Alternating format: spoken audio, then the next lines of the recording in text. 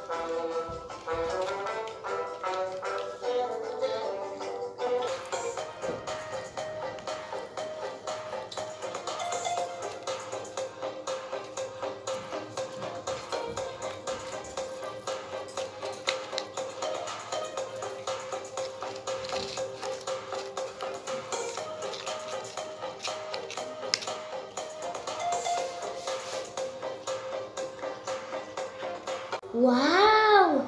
Now the beautiful and decorative paper flower is ready.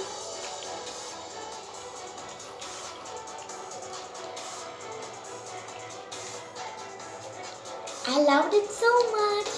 Hope you enjoyed this video. Thanks for watching. Please do like, share and subscribe our channel. Don't forget to click the bell icon. Bye guys.